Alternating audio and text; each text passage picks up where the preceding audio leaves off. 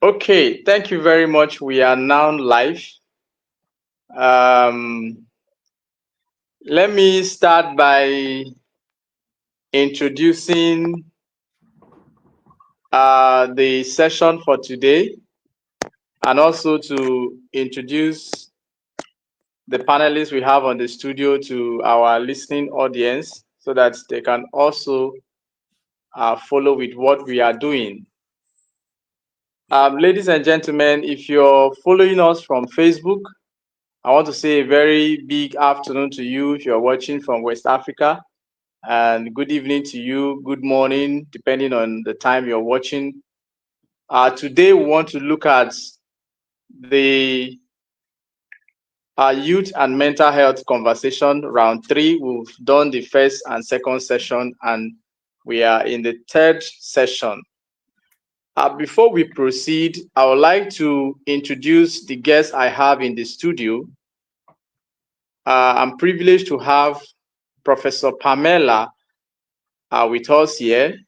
She is a UK leading expert on child and adolescent loneliness, advisor to the UK government and World Health Organization.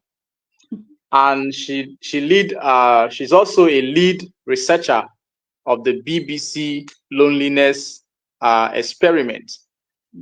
Professor Pamela, you're very welcome to this session. Thank you. Really nice to be here. Really nice. Thank you so much. We also have with us Mr. Amang Ojobe. Mr. Amang Ojobe is a public health professional, a National Health Fellow with the Federal Ministry of Health and Social Welfare Nigeria, and he is also a youth advocate here in Nigeria. Mr. Amang, you're welcome. Yeah, thank you. It's my pleasure to be with you. I appreciate. Thank you. All right.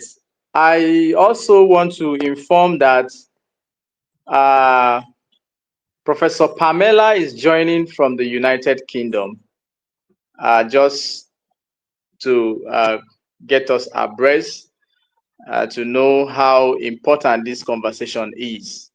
And today we want to look at loneliness among the youth and the importance of reducing stigma. This campaign has uh, we this campaign is basically focused on the youth.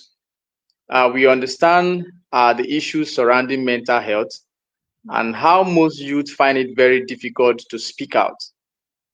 And we also made to understand that isolating themselves also creates more harm because they don't have where they can express themselves, and they live with such experience, and thereby leading them to other activities that create harm to themselves and to the environment.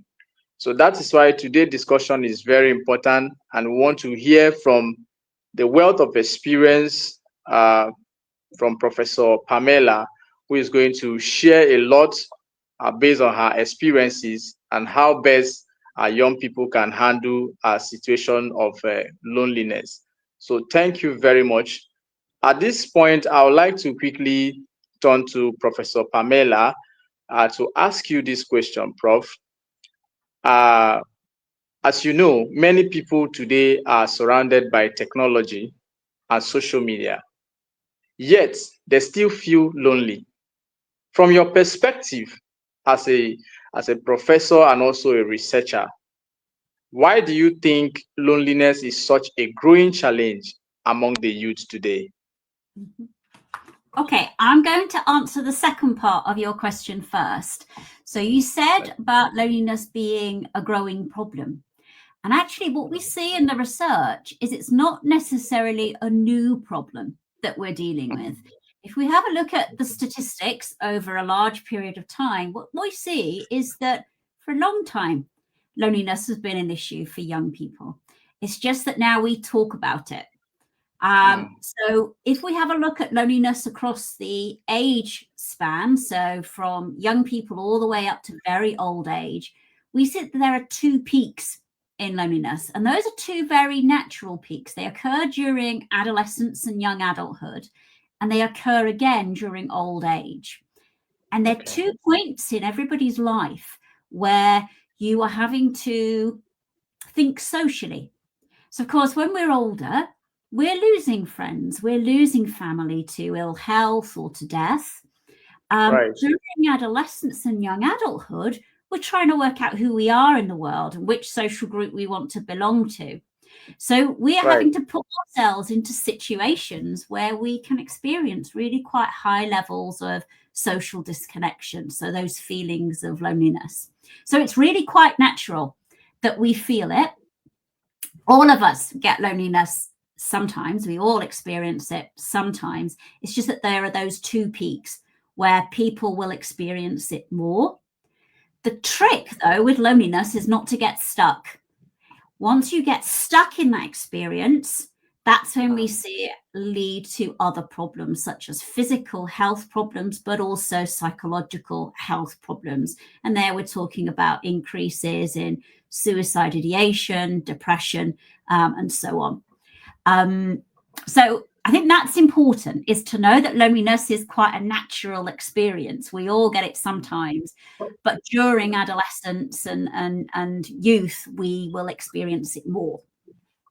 Now, of course, lots of people say that now we've got this increase in social media, people are experiencing even more loneliness. And actually, that isn't necessarily the case at all. Often social media is a way in which people say they find their tribe, they find other people like them. So actually, if you're in a community where you don't fit, how wonderful to be able to go online and find people who are like you. So actually, in that sense, social media can be a really great way of finding people like you, to learn how to manage your own identity. So it's really very good for reducing experiences of loneliness. Now, of course, some people, go on. I'll let you move on to Amang. Okay, thank you so much. I know you have a lot to say today, but I'll come back to you. Let me quickly turn to Mr. Amang. Mr. Amang, as a youth advocate in Nigeria and also a National Health Fellow, I believe you have a whole lot of experience with young people. So I want to ask you this, sir. Across Africa, many young people are dealing with challenges like unemployment and poverty. So the question now is, how do you think these struggles affect their mental health?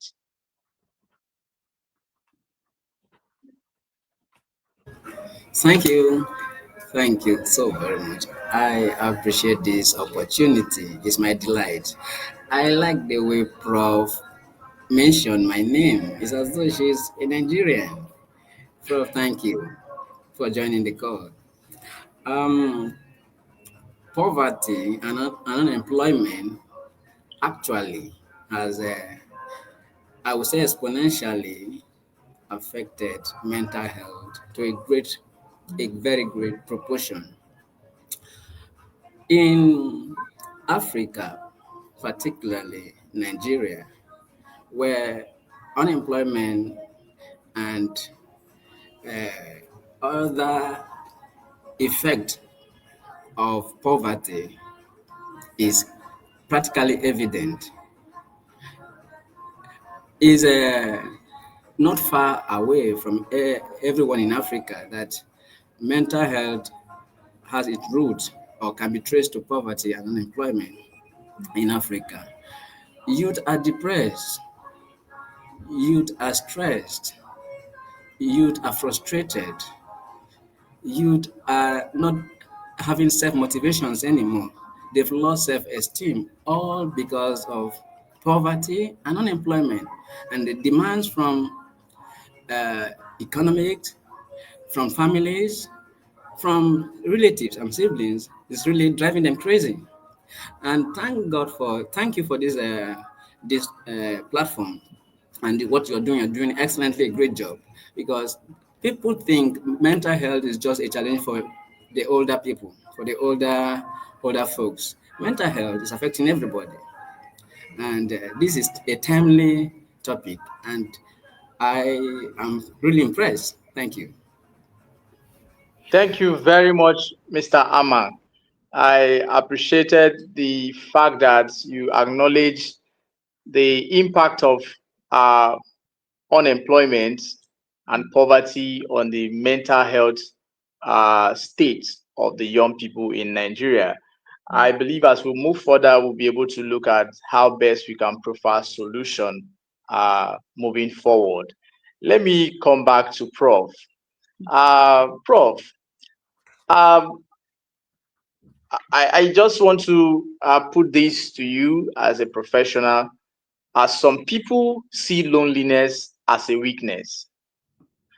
So I want to ask, and they see loneliness as a weakness, which make it hard for youth to speak up about how they feel. So now the question is, how can we begin to change this mindset and reduce the stigma around our loneliness?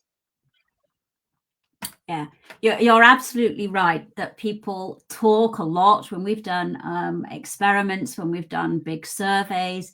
People Right. across the world talk about loneliness as a weakness, and yet we know that everybody experiences it. So by default, it's not a weakness. It's actually quite natural and normal to experience it. So I think Mm. the way we've got to combat it is by talking about it, and by reaching out to each other. And I think one thing that is very clear, and it builds on what Aman has just said, in the sense that it isn't an individual issue. There are all sorts of other things in society that makes us more likely to say that we feel lonely. So poverty is definitely one of them. Unemployment is definitely one. So there are key structural things that we also need to be thinking about changing if we want to address that narrative, which is that loneliness is a weakness. We've got to change lots of things, not just provide the individual with skills or knowledge to be able to help themselves. It's more than that. Right. Thank you so much. Thank you so much. That was so straight to the point.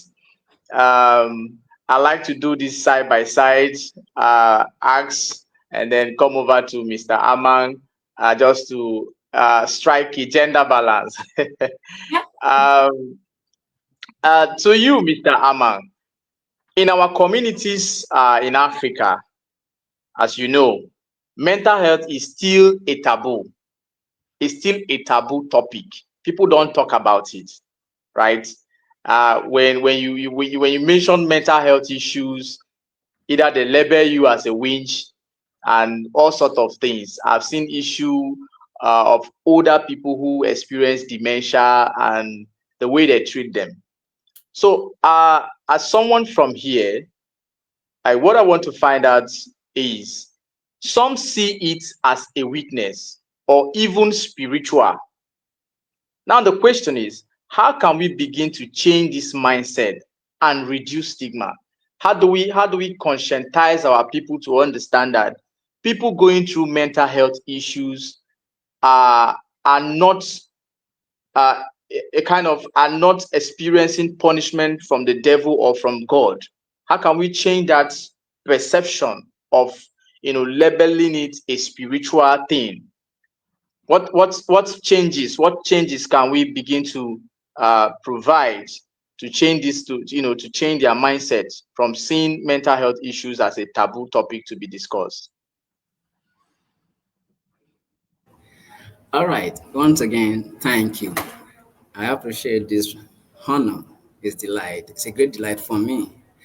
Actually, it's a mindset, and nothing dislodges mindset like right knowledge, relevant information, and needful exposure. So it's all about education. It's about the right knowledge, the right information getting to these people. The mindset they already got now is because of the wrong knowledge they had. So if we can offer them the right knowledge, we can change their mind. We can educate them aright. So it's education, it's knowledge, and it's through different platforms. We can use a campaign awareness. So you engage schools, the populace, relatives, friends, and colleagues. You talk to them, give them the right information, get them impregnated with the right information. And you have a shift of mind, a shift of thought, because the right information is coming in. And they know better about what mental health is. So it's about knowledge. And we can also use schools' curriculums. So it should be integrated into our school curriculum early enough, where they teach people, children, the youth about mental health, how to take care of themselves, how to speak out. When you're depressed, when you're having challenges, talk. Okay? And we can go ahead to engage communities. Everywhere is a community, like the school is a community, your workplace is a community. So you go ahead, do community engagement. The leaders in that place, that's what we call community entry. You talk to them that this information will benefit your people. And when they come up to embrace this information, they have a shift of mind. Their mind will be shifted. There is a change of mindset. Now they have the real information. That is how we can reduce the stigma and heal people of their mental challenges. Okay? I also would suggest the media. The media is a very powerful tool now that can be used to help induce change, especially change of the mind. So the media should give the right information and early enough. Thank you. Thank you so very much, Mr. Amang. I am particularly drawn to uh, the statement when you said people should talk. I think that's the big word. A lot of people don't talk, and the essence of this campaign is to motivate people to talk, is to kill that fear in people. That feeling of, if I talk, I will be considered a weak person, or I will be labeled as someone who can take responsibility. So I'm very impressed when you said people should talk, and thank you so much. I will come to Prof. It's almost a similar question, but we're trying to get different perspective. And you, from your own vast experience as a researcher and also a professor, uh, we believe you have a whole lot of experience engaging your clients and also the communities that you serve, and also bringing the global perspective. You coming from the United States, and we, sharing our own experience from Africa. So I want to ask you, what role can family, schools, and communities play in helping young people feel less isolated and more connected? Yeah, so it's a really good question. And I wanted to build on what Amang had said there, in the sense that communities are essential. It's about being able to talk, but also for you to feel you are in a safe space in which to talk. So by creating those, by creating communities where you can open up, you won't be a burden, you will be listened to by those other people. That is essential. Whether we're dealing with social isolation, loneliness, mental health, you need to feel safe within the communities in which you reside. And that includes the communities in which we live, but it's also, the communities in which we work and we learn as well. And I really like the idea of school-based approaches and more community-based approaches, that they're essential. They are really, really hard from an academic perspective to evaluate. So that's why you see lots of individually focused interventions talked about a lot by people, because we can evaluate them, and we can evaluate them really easily. once you start having much more complex interventions where they are community based and they might have lots of different initiatives in different places like the school, work, that the wider community, becomes really hard for us to evaluate them. But that doesn't mean they don't work. And I say this to everybody I speak to when we're talking about the types of interventions, and it's something we talk about the World Health Organization a lot, that just because it isn't noted, in a guidance note that community-based interventions are important, it doesn't mean we don't think that. It's just that they are not evaluated. So if there are things that we know work for communities in Nigeria, we need to know about that.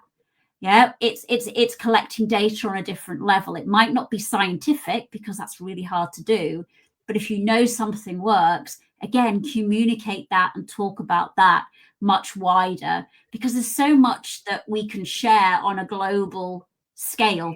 But community it's really, really important.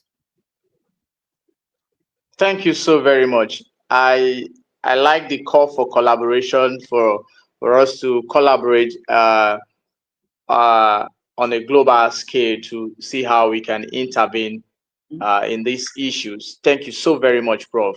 I want to quickly turn back to Mr. Amang. Mr. Amang, we know that professional mental health services are not always available in Africa, or they are limited compared to what we have in other places. So I want to ask, what simple community-based solution can help young people get the support they need?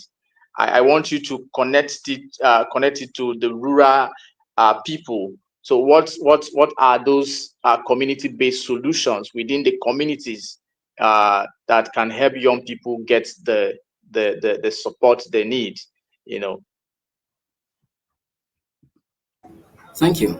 Thank you so very much.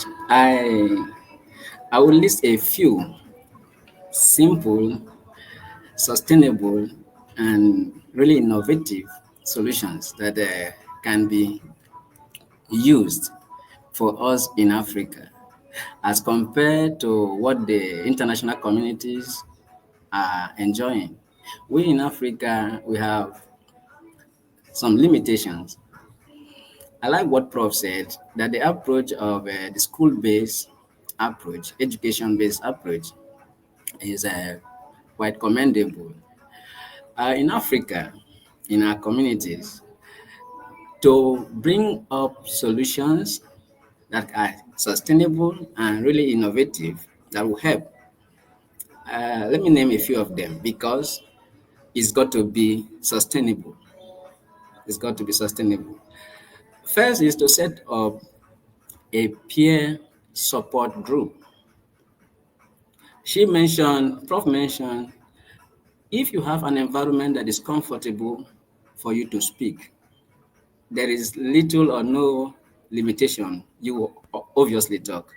So have a peer support group where you can talk. There are people you trust, you can talk. That should be set up in schools, in workplaces, in organizations, everywhere in Africa. So we can do that in Africa. Enter a community, speak to the leaders there that our youth are suffering mentally, they're having mental challenges. I am suggesting we set up a peer support group where they can talk to themselves about these challenges, low self-esteem, the depressions. If you can voice it out, there will be somebody will come up with a helping scheme or a solution that will make you feel better. And also, we live in communities, so we have community health workers. If our community health workers are well trained about mental health science, the symptoms, everything that has to do with mental health, they have a good level of knowledge and they have this awareness. When patients or clients go to them to access medical care, they can help them and talk to them well because they are trained. It boils back to the education I mentioned before. And also, we can also use digital mental health services. We live in a society where technology is almost everywhere now.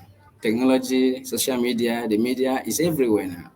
So we can do it. If you can't talk to, if the environment you have is not safe enough, I can communicate, Prof, through the media, social media, the internet. Prof, I'm having this mental challenge. Can you help me? Is there anything you know that I can do about it? It will fly. And also, very importantly, is this one that I want to mention is really innovative, and we can do it in Africa to set up a local mental health service center. Mm.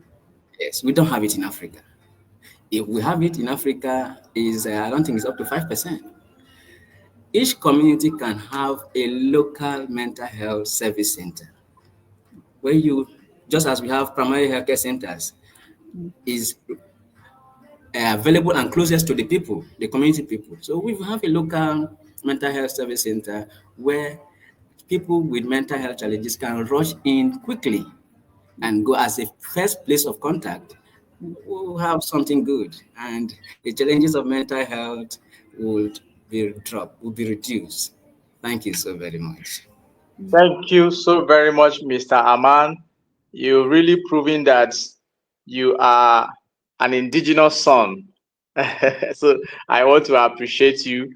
Just to try to round up, I want to ask Prof the final question. I understand how busy she has been and even finding time to join this conversation. So I wouldn't want to waste much of her time further. So, Prof, I want to ask you this final question. I want you to speak to that young person that is watching. For a young person listening right now who feels lonely but is afraid to talk about it, I want to ask, what practical steps or words of encouragement will you share with them today as they are watching right now? Yeah. Okay. Thank you. And I just want to highlight that this isn't wasting my time. I have really enjoyed it, and I'm a real advocate for young people and making sure their voices are heard.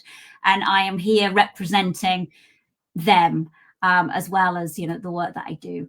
I think what I would say to a young person would be, first of all, that there is nothing wrong with what they're experiencing. It is perfectly normal. And there are a whole host of different reasons why we can feel that. And it's about working out why they're feeling that in the first place. So sometimes it's about, first of all, being kind to ourselves and understanding that this is okay. It's all right to feel like this about me. What my body's doing, my social body is telling me I need to change something about my social world. And so I'm going to give myself time to think about it. So, first of all, take time, think about what it is that's upsetting you that you want to change about your social environment. Once you've worked that out, decide how you might do that. And it might be that you are simply, you don't have enough people to simply be with. Yep. So you can work out what social groups are there in my community that I might join. And if there aren't those social groups, maybe there are some social groups online that they might like to join. It might be that there's something different about their romantic relationship. So the quality of their romantic relationship. Yep. So they might have to do some open conversation with their partner. But it's working out what they think the issue is with their social relationships and not feeling embarrassed about that and not feeling guilty about having those experiences. This is perfectly normal. So I think that's what I would say to a young person is give themselves some kindness, the same kindness as they would show other people if they came to them and asked for some level of support with their experiences of loneliness. Thank you very much, Prof. Before you go, there's a common thing among the African young men. So I want you to direct this to them. In Africa, especially where I come from, Nigeria, if they see a they don't.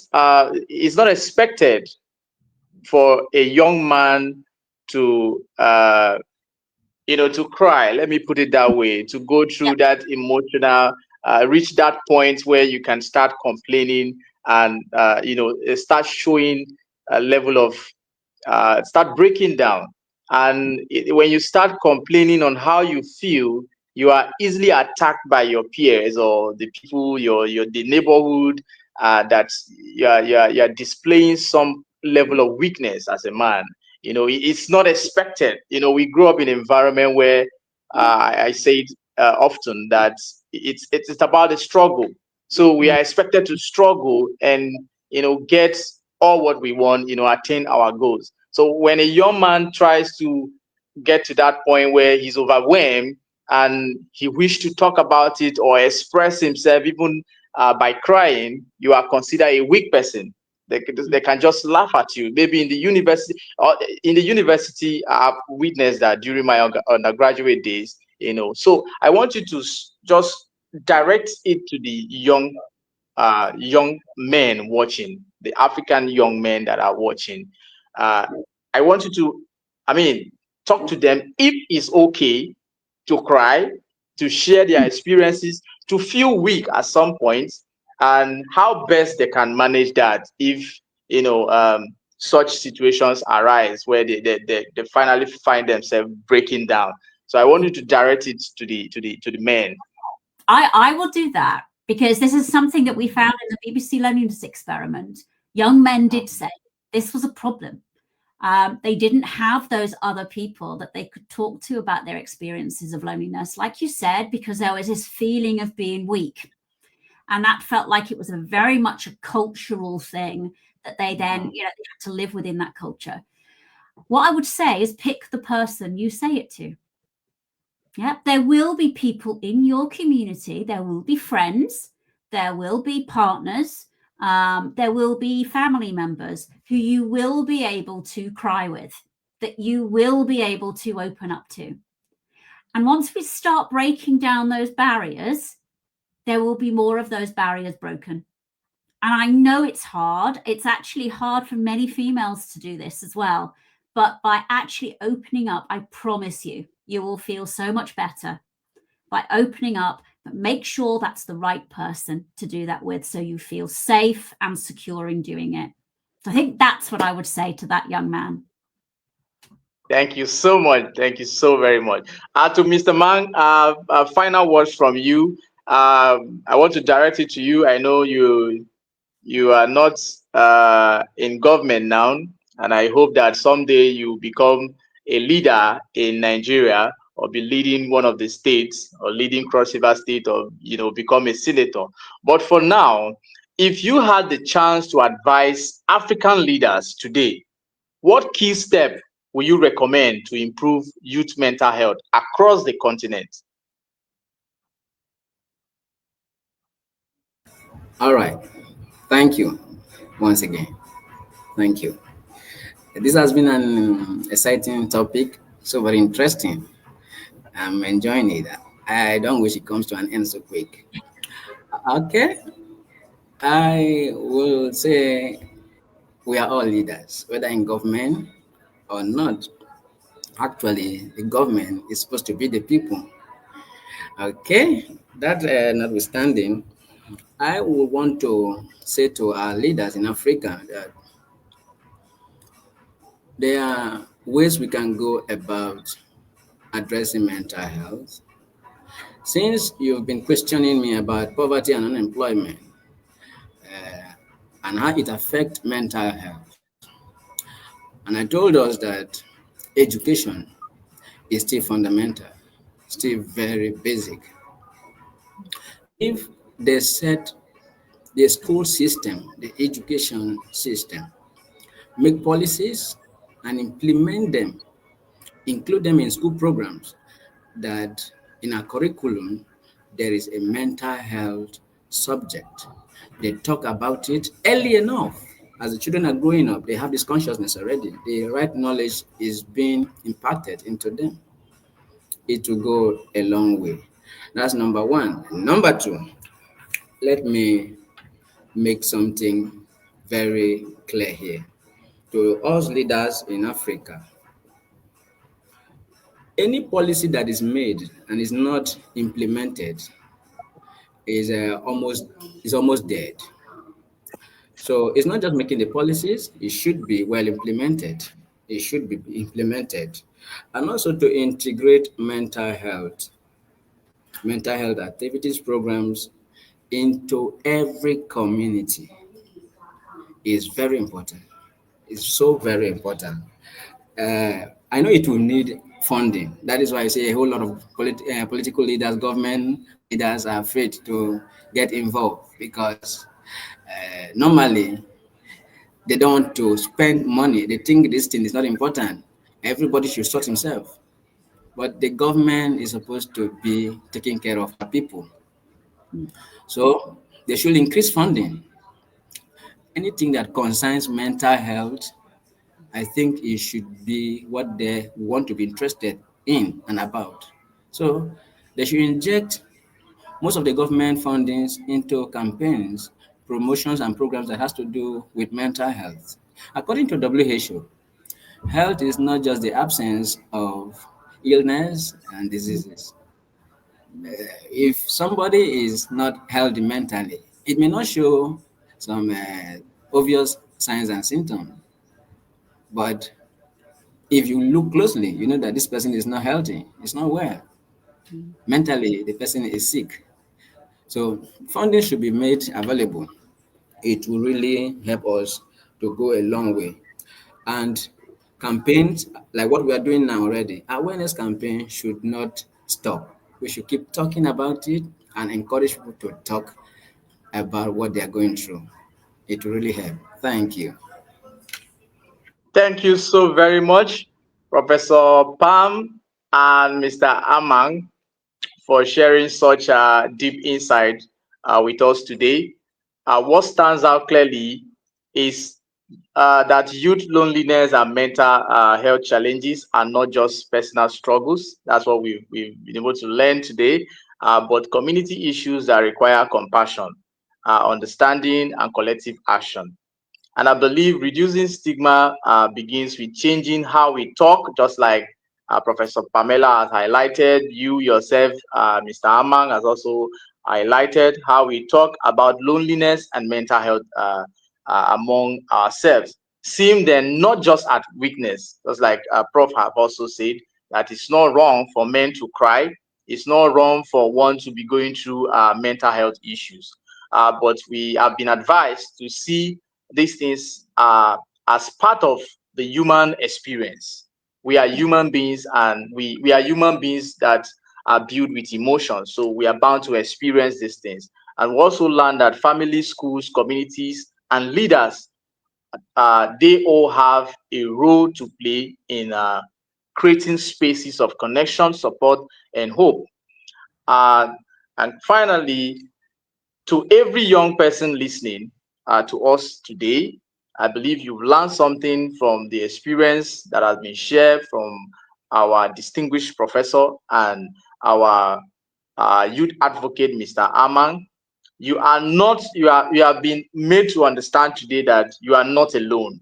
You are not the only person going through mental health issues. The way you're feeling right now, you have just been made to, to understand that you're not alone, and your voice matter. Just like Mr. Aman said, you need to talk. We need to talk about these things. The more we keep it to ourselves, the more it continue to create damage to our systems, and engineer us to go and commit crimes that might endanger the lives of the people around us and also to ourselves. And reaching out, we have been told that is a step towards healing. Reaching out, just like what we are doing, you can reach out to me. Uh, I can always, connect you to professionals. If there are challenges I can't handle, from my own level, at my level, I believe I will be able to connect to resources that can best help you. Just like what we are doing, I've been able to stay here in Nigeria and just like what Amang has said, how we can leverage the media. I've been able to stay here in Nigeria and connecting with Professor Pamela from the United Kingdom. So I believe we can interact and see how we can help ourselves. And together we can build a future where no young person feel left behind. It's on this note that I want to finally thank my panelists once again. I can't thank you enough. Prof, thank you so much. You don't know how this you don't know how your presence to engaging in this discussion mean to me for this program. I wish to engage you further on my plans, just like Mr. Ojobi has said. I'm already working on a couple of things in as regards to this initiative, to see how we can localize this idea. We can see how to create sustainable environment, how this initiative can help save the youth. Because where I come from in Africa, we have a whole lot of challenges, ranging from crimes and so many other youth issues among the youth, and a lot within the communities. I discovered that they either they look at the punitive measures, they don't really want to see the area of therapy.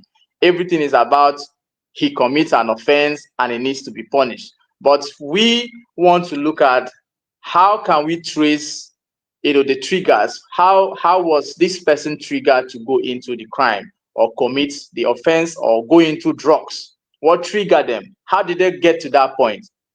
So it's on that experience that led to this initiative to create awareness, to educate the public, the young people. I've been doing that at community level, engaging young people one-on-one, and I felt I should be able to leverage the social media to have a wider audience to benefit from this advocacy. So I want to thank you all specially. I hope to do this again with you in the near future.